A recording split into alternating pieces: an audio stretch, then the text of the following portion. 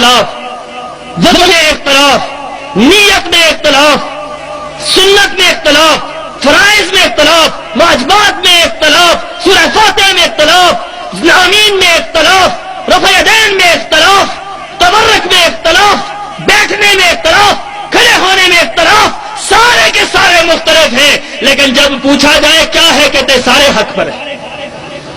मैं हैरान हुआ, मैं निकल खड़ा हुआ तहकीक के लिए कि तहकीक करनी चाहिए, कौन हक पर है कौन नहीं है। और खुदा की कसम है, मैं ये बात आपसे कह दूं कि जो शख्स न्यूट्रल ज़हन करके साफ जहन रखकर जो तहकीक के लिए निकलता है, मेरा ईमान है कि उसकी मंजिल अहले हदीस पर आकर रुक जाती, वो अहले हदीस बन जाता। अब मैं गया देवबंदी उलमा के पास, अपने खानदान के बड़े बड़े उलमा हैं उनके पास गया, देवबंदी उलमा के पास जाता, इधर से अहले हदीस उलमा के पास आता, उनके दलाइल लेता, इधर आता, इनके दलाइल लेता, उधर जाता। इसी दौरान हमारे एक आलिम दीन है मौलाना शफीउर रहमान फैजी, बहुत बड़े जवाब के आलिम दीन, देवबंदी बतबा फिक्र के बहुत बड़े प्रोफेसर, उनके साथ मेरा मुनाजरा, उनके साथ मेरी गुफ्तगू शुरू हुई। मौलाना देवबंदी आलिम दीन है, मैं भी देवबंदी था, हम बैठकर हदीसें तलाश कर रहे हैं, रफ़अ यदैन की हदीसें ढूंढ रहे हैं, रफ़अ यदैन करने की हदीसें भी ढूंढ रहे हैं, न करने की से भी ढूंढ रहे हैं। हमने बुखारी उठाई, मुस्लिम उठाई, अबू दाऊद उठाई, नसाई उठाई, तिरमिजी उठाई, पूरी सिहा सित्ता उठाई। आप हैरान रहेंगे, पूरी सिहा सित्ता हमने छान मारी, रफ़अ यदैन करने की हदीसें तो मिलती हैं, ना करने की कोई हदीस नहीं मिलती। हैरान हो गए कि हमें अपना मसलक तो नजर ही नहीं आ रहा। रात को सो गए, कहने लगे भाई सुबह तलाश करेंगे। सुबह में उठा, मैंने देखा मौलाना सुन्नतें पढ़ रहे हैं अपने हुजरे के अंदर और साथ साथ रफ़अ यदैन कर रहे हैं। हनफी आलमदीन रफ़अ यदैन कर रहे हैं, और खुदा की कसम है मैंने कई हनफी उलमा को देखा रफ़अ यदैन करते हुए। आपने कभी आज तक अहले हदीस उलमा को बंद कमरे के अंदर ऐसे नहीं देखा होगा कि वो रफ़अ यदैन न करते हैं, क्योंकि इनको पता है रफ़अ यदैन सच है, न करना किसी हदीस से साबित नहीं है। उनको पता है करना सच है, न करना किसी हदीस से साबित नहीं है, तब वो अपनी जगह पर कर लेते हैं। एक हनफी आलिम दीन जो मेरे उस्ताद थे, मुझे कहने लगे मैं कभी कभी रफ़अ यदैन करता हूं लेकिन अपने कमरे में करता हूं। मैंने कहा उस्ताद जी बाहर क्यों नहीं करते? कहते हैं लोगों का क्या करें, लोग बड़े परेशान करते हैं। मैंने कहा उस्ताद जी ये बात बतलाएं कि आप सूरह फातिहा इमाम के पीछे पढ़ते हैं? कहने लगे ये बात बतलाना किसी को नहीं, मैं कभी कभी सूरह फातिहा भी पढ़ लेता हूं। मैंने कहा हजरत वो कैसे? कहते इस वजह से कि अगर कल अल्लाह ने कह दिया तुम्हारी कोई नमाज कबूल नहीं है, सूरह फातिहा नहीं पढ़ी, मैं कहूंगा अल्लाह ये चंद ही नमाजें कबूल कर ले जो सूरह फातिहा के साथ हुई। खुदा की कसम उनको भी यकीन है इस बात का, यकीन है उनको इस बात का कि कायनात के अंदर सबसे सच्चा मसलक अहले हदीस का मसलक है, उनको यकीन है इस बात पर। और मैंने देखा मौलाना रफ़अ यदैन कर रहे, बड़ा हैरान हुआ। मैंने उठते ही सवाल किया, मैंने कहा मौलाना आप रफ़अ यदैन? कहते हैं भाई ऊपर जाकर नमाज पढ़ते हैं, वापस आएंगे फिर बात करेंगे। जाकर ऊपर नमाज पढ़ाई मौलाना ने, मस्जिद के अंदर खड़े हुए वहां पर नमाज पढ़ाई। मैं पहली सब में खड़ा हूं, मैं देख रहा हूं कि मौलाना हदीस हो गए, अल्लाह खैर करे। अब मैं हदीस नहीं था, मैंने रफ़अ यदैन शुरू की, मौलाना ने शुरू कर दी है। अब मैंने देखा तो मौलाना ने नमाज पढ़ाई, रफ़अ यदैन नहीं किया, नीचे रफ़अ यदैन के ऊपर नहीं किया। वापस आए नीचे हुजरे में, मैंने फौरन सवाल किया, मैंने कहा मौलाना आपने हुजरे के अंदर रफ़अ यदैन किया है, ऊपर रफ़अ यदैन नहीं किया, इन दोनों में से कौन सी नमाज ठीक है, ऊपर वाली नीचे वाली? कहने लगे दोनों ही नमाजें ठीक है। मैंने कहा यहां से बेड़ा गर्क होता है, यहां से निजाम खराब होता है, जो ये कहते हैं सारे ठीक है, ये कैसे हो सकता है? दिन भी ठीक है, रात भी ठीक है, सुबह भी ठीक है, शाम भी ठीक है, अंधा भी ठीक है, बीना भी ठीक है, नाबीना भी ठीक है, लंगड़ा भी ठीक है, टांगों वाला भी ठीक है। ये अजीब मसला है, सारे ठीक है, सारे कैसे ठीक हो सकते हैं? ठीक वही है जो रब के कुरान के मुताबिक हो, नबी की हदीस के मुताबिक हो, वही सही हो सकता है, कोई और सही हो सकता? मैंने कहा मौलाना ये कैसी बात है, आपने कैसी बात कर? मुझे लगता है कि आप पहले हदीस हो गए। मुझे कहने लगे भांजे कल से यार सच्ची बात यह है कि कल से हम अदम रफ़अ यदैन की हदीसें तलाश कर रहे हैं, पूरी सिहा सित्ता छान मारी, अदम रफ़अ यदैन की कोई हदीस नहीं मिली सही। एक हदीस अब्दुल्लाह इब्न मसूद की मिलती है, वो भी ज़ईफ, एक रवायत मिलती है वो भी ज़ईफ है, کہنے لگے مجھے خوف پیدا ہوا کہیں اللہ کل یہ اعلان کر دے کہ جو لوگوں نے رفع دین نہیں کیا ان کی نماز قبول ہی نہیں ہے، لہذا آج کے بعد میں نے فیصلہ کیا ہے کہ میں سنتوں کے اندر رفع دین کروں گا تاکہ اللہ کے سامنے پیش کر سکوں، اللہ یہ قبول فرمائے۔ اور اس کا اثر پتہ ہے کیا ہوا؟ مولانا شفیع الرحمان فیضی جنہوں نے اس وقت رفع دین شروع کیا، اللہ کا فضل دیکھو، اللہ کا فضل، اللہ کا کرم دیکھو، مولانا خود تو اہل حدیث نہیں ہوئے، ان کی ساری اولاد کو اللہ نے اہل حدیث بنا دیا، ساری اولاد اہل حدیث ہو گئی۔ وہ کہتے ہیں ابو جی یہ کیا کرتے ہیں، کبھی رفع دین کرتے ہیں کبھی نہیں کرتے، ہم نے ہمیشہ ہی شروع کر دینا، ساری اولاد نے رفع دین کرنا شروع کر دی۔ تحقیق کا ہی دور ہے، کراچی میں چلے گئے، کراچی میں ہمارے بھائی ہیں بہت بڑے دیوبندی عالم دین ہیں، مولانا ضیاء الدین شاہ، مصدر العلم والادب 1300 صفحات پر مبنی کتاب لکھی، اس کتاب کے اندر اہل حدیث کو انہوں نے رافضی قرار دیا، شیعہ قرار دیا، اہل حدیث کو کہا یہ شیعہ سے بدتر ہے، اس کتاب کے اندر مولانا نے لکھا، اس قدر متعصب عالم دین ہے۔ مولانا کے پاس میں چلا گیا، ایک بندہ آیا سوال پوچھتا ہے طلاق ثلاثہ کا، بھی مولانا سیف اللہ صاحب بھی بیان فرما رہے تھے، یہاں پر بڑی دنیا پھنستی ہے طلاق کے مسئلے پر۔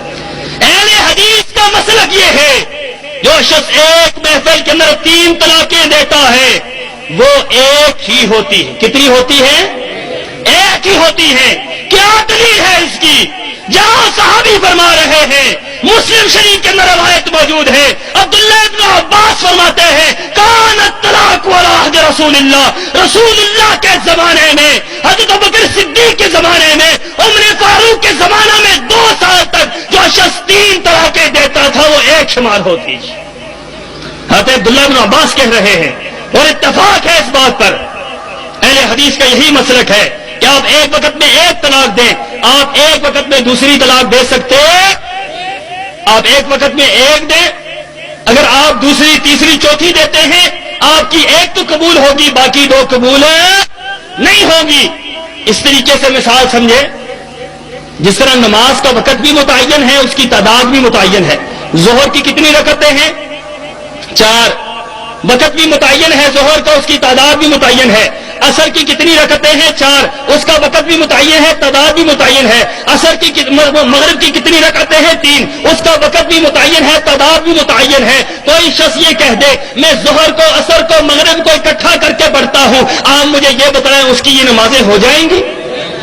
اس کی ایک ظہر کی نماز تو ہوگی، جس کا وقت بھی تھا، جس کی تعداد بھی تھی، وہ تو قبول ہو جائے گی، باقی 2 نمازیں قبول ہیں۔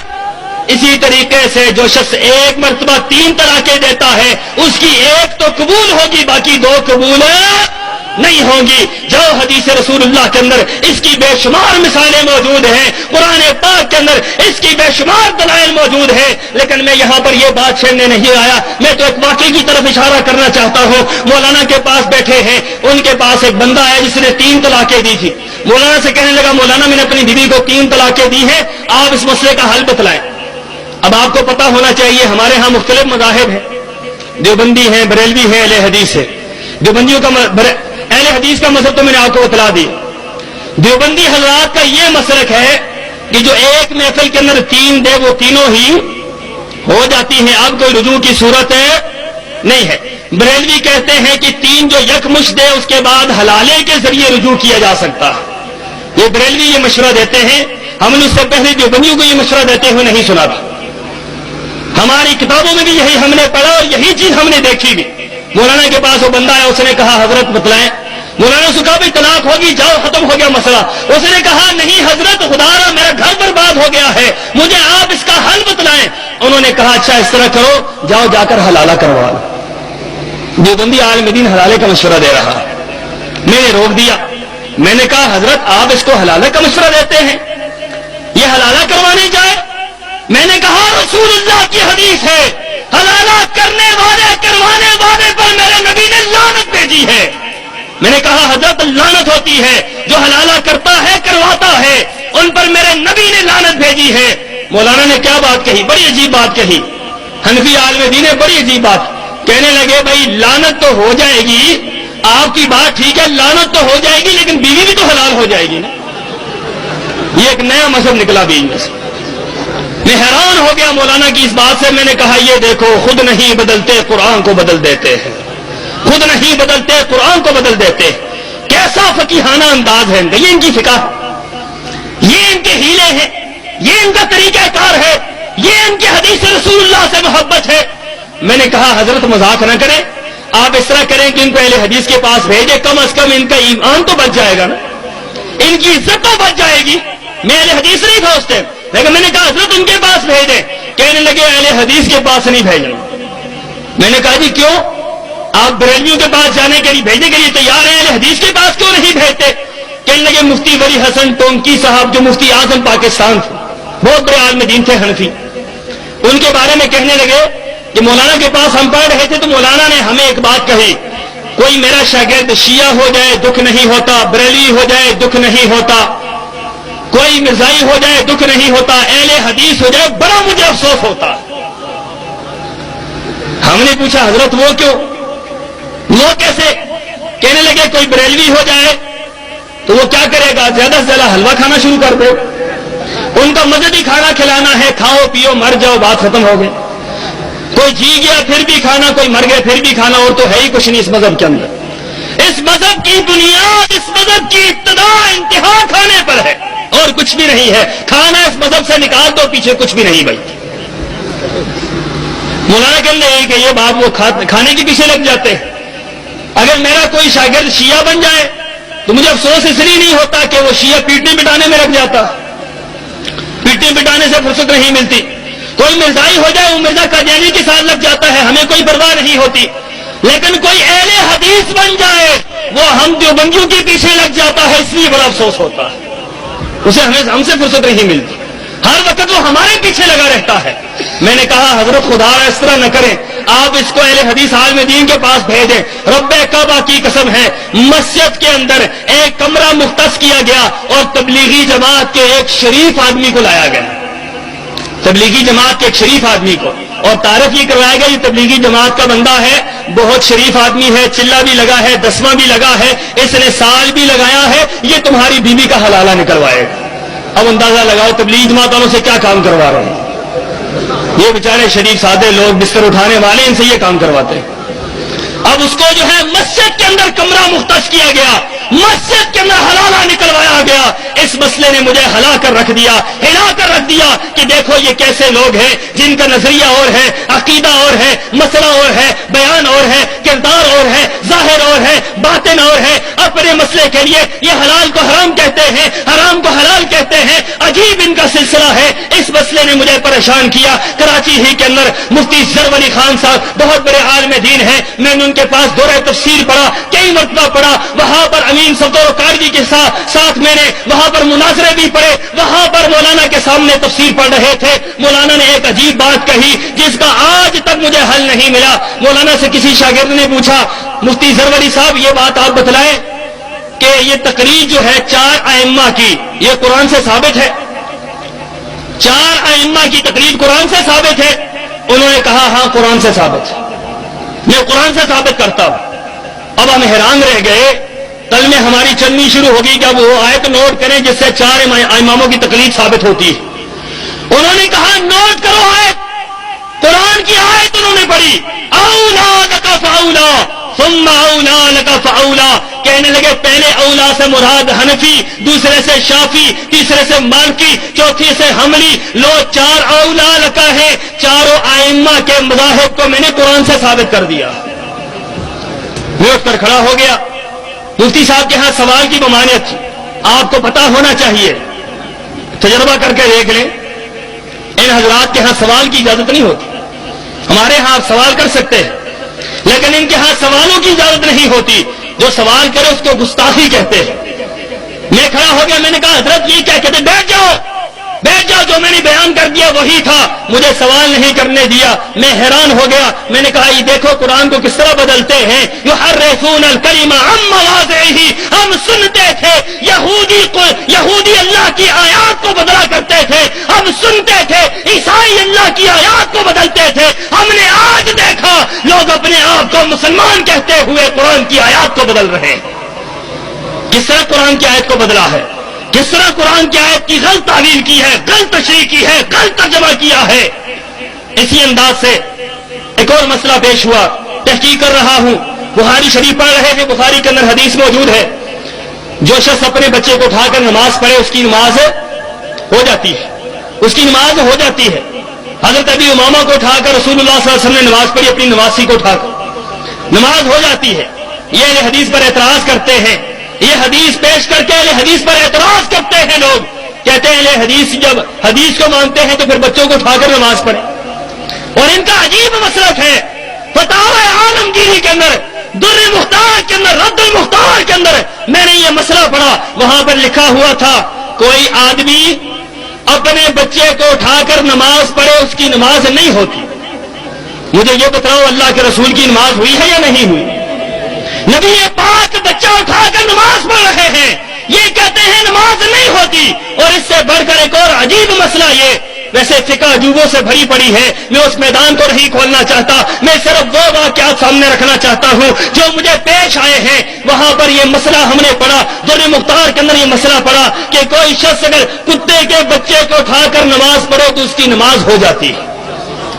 حیرانگی کی بات، اپنے بچے کو اٹھا کر پڑھو نماز نہیں ہوتی، کتے کے بچے کو اٹھا کر پڑھو نماز ہو جاتی ہے۔ عجیب محبت ہے کتوں سے، عجیب محبت ہے، اور ساتھ باقاعدہ آداب لکھے ہیں، آداب علماء موجود ہیں، پوچھیں ان سے کہ باقاعدہ کتے کو اٹھانے کے آداب لکھے ہیں۔ انہوں نے کہا جب کتے کو اٹھا کر نماز پڑھو تو اس کا منہ باندھ لو، منہ باندھ کر نماز پڑھو۔ میں نے کہا حضرت منہ کیوں باندھنے کا حکم ہے؟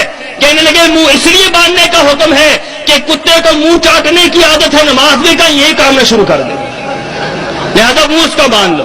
اب عجیب حیرانگی کی بات، اس مسئلے کو اٹھا کر پھرتے رہے، ائمہ کی شرائط جو انہوں نے بتلائی ہیں اس کو اٹھا کر پھرتے رہے، بے شمار مسائل ایسے تھے جن کو لے کر پھرتے رہے۔ پھر عقیدے کی بات آتی ہے، عقیدہ جاؤ ان کی کتابوں کے اندر دیکھو، وحدت الوجود کا عقیدہ موجود، وحدت الشہود کا عقیدہ موجود، مردوں کی سماعت کا عقیدہ موجود، مردوں سے استمداد کا عقیدہ موجود، استمداد لغیر اللہ کا عقیدہ موجود، بزرگوں کے مختلف روحوں کے عقیدے موجود، مختلف انداز سے ان کی کتابوں کے اندر شرک کی بھرمار موجود ہے، بدعات کی بھرمار موجود ہے۔ جب مطالعہ کیا گیا، 4 سال اس مطالعے میں لگا رہا، 4 سال تحقیق کرتا رہا، رب کعبہ کی قسم ہے کبھی اہل حدیث کے پاس گیا، کبھی دیوبندیوں کے پاس گیا، جب اہل حدیث کے پاس جاتا مسئلے کا حل ملتا، جب دیوبندیوں کے پاس جاتا، احناف کے پاس جاتا، وہاں سے دھکے ملتے۔ 4 سال کی جدوجہد کے بعد میں اس نظریے پہ پہنچا، کائنات کے اندر اگر کوئی بہترین مسلک ہے تو اہل حدیث کا مسلک ہوا۔ حضرت شاہ صاحب کے خاندان میں پہلا اہل حدیث تھا۔ آج اللہ کے فضل سے شاہ صاحب کے گھرانے کے اندر الحمدللہ سینکڑوں کی تعداد میں لوگ اہل حدیث ہو چکے ہیں، الحمدللہ۔ اور یہاں پر یہ بات بھی میں کہوں، اللہ کے فضل سے وہ وقت دور نہیں ہے جب سارے خاندان کو اللہ اہل حدیث بنا دے گا انشاءاللہ۔ پوری دنیا کے اوپر اگر کوئی مسلک قائم رہے گا اللہ کے فضل سے اہل حدیث کا رہے گا، کیونکہ اہل حدیث سچ ہے، اہل حدیث حق پر ہے، اہل حدیث صحیح ہے۔ کائنات کے اندر اگر کوئی گروہ بہترین ہے تو اہل حدیث کا گروہ ہے۔ یہی بات آپ کے سامنے رکھ رہا ہوں۔ لوگوں تحقیق کرو، خدا را تحقیق کرو، آؤ تحقیق کے میدان کی طرف، آؤ قرآن اور حدیث کی طرف، آؤ ائمہ کی تقلید کے پٹوں کو گلے سے اتار دو، آؤ ائمہ کی تقلید کو گلوں سے اتار دو، آؤ ائمہ کے معاملات کو اپنے زندگیوں سے نکال دو۔ بات ماننی ہے تو رسول اللہ کی مانو، عبادت کرنی ہے تو اللہ کی عبادت کرو۔ اللہ سے دعا ہے اللہ مجھے اور آپ کو عمل کی توفیق عطا فرمائے۔ وآخر دعوانا ان الحمدللہ۔